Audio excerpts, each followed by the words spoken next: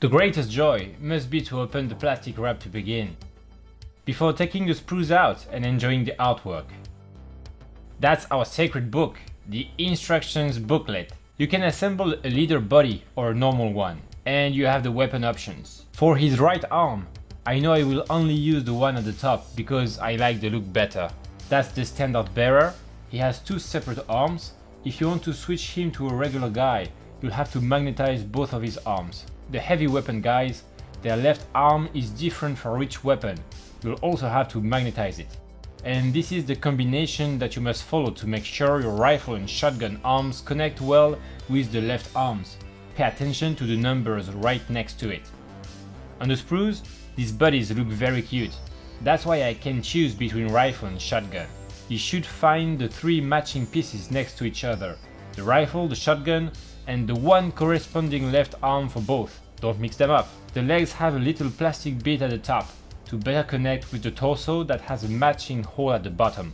Be careful, don't cut it when you remove the legs from the sprues. When you do so, don't hesitate to move the sprue around to cut it with the best angle, flat and on the connection spot. It's better if you're also holding the piece you're clipping away, so it doesn't fly across the room once cut out. Here it is, all cute and tidy on my desk. I removed all the mold lines and I'm ready to drill. Yes, those guns need some barrels. I will also add some detail to the close combat weapons, as I find the flat screw at the top of it is a bit too flat. Take your time when you drill, make a mark first so your drill won't slide away, and be gentle. You're drilling soft plastic, you don't need to force.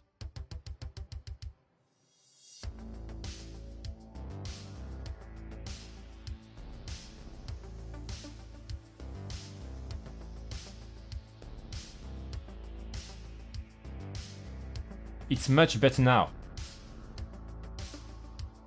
And I have my beautiful old school double barrel shotguns that reminds me of those in Time Splitter 2.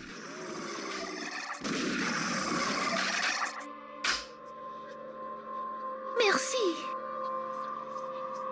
I'm assembling the bodies, although I would recommend to do it later, after the torso is drilled on both sides. You will have to drill right in the center, where the two parts connect, and that may cause them to split in two again. My magnets are 2 mm wide and 1 mm thick for the shoulders, and 2 mm thick for the torso because the hole will be deeper. I simply evaluate where to drill by looking at it, but you could mark the spot with a dot of paint on one part that you stick to the other part while the paint is still wet. That will mark the matching spot. Be gentle and go slowly. Clean the dust so you see clearly what you're doing.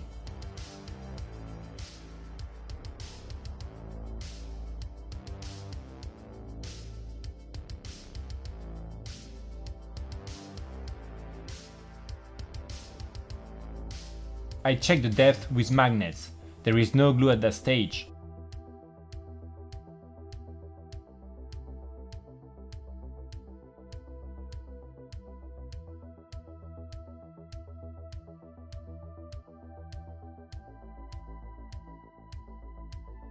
If everything is good, then it's time to glue. I put the magnet in,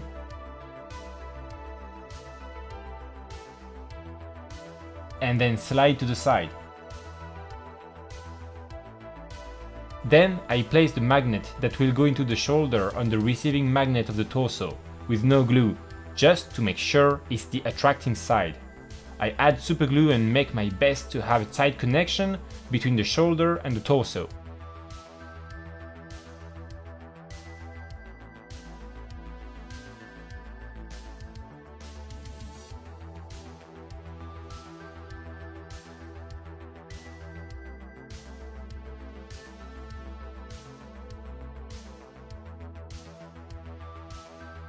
Same process for the other arm with the shotgun.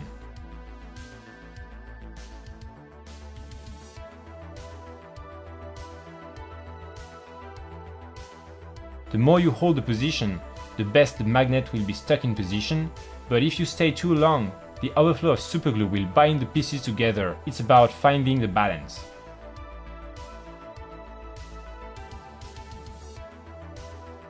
For this guy, I glue the left arm. It's easier and faster, just make sure it connects well at the wrist. That is pretty successful.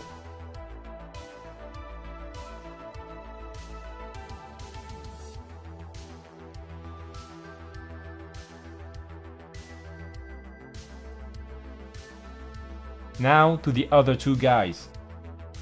Everything is drilled, I've checked the depth, we are good to go. I use the arm already with the magnet to put those in the torsos, so I know they're facing the same direction and I will be able to switch any set of arms with any torso.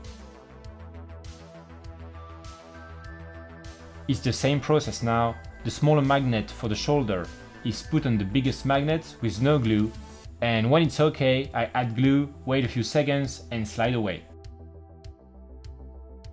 Magnetizing two arms connected by a long weapon is the trickiest, as you have to connect the wrist part and the weapon.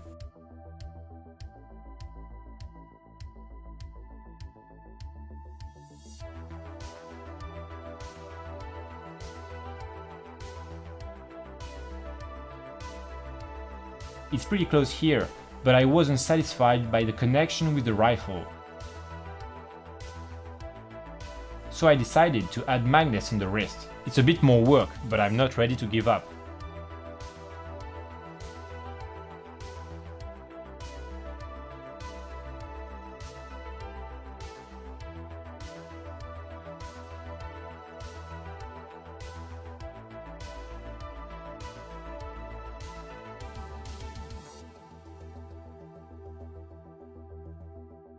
Now the connection at the wrist is much tighter, it's a success. There is still a small gap on the left shoulder that I'm going to fix in a minute. Before that, I'm going to deal with the leader. It's the easiest, his two arms are independent, so it doesn't require such tight measurements.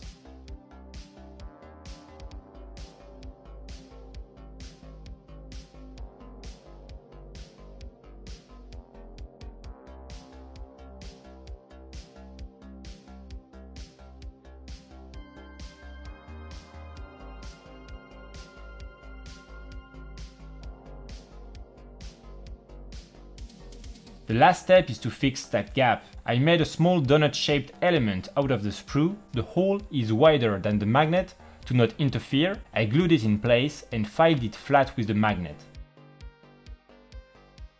Luckily enough, the magic happened and it worked fine. It's a lot of work, but it's up to you to choose how far you want to go. Personally, the satisfaction of having my tiny Neophyte Hybrids fully and perfectly magnetized is very high. Subscribe for more videos and to show support. See you next time.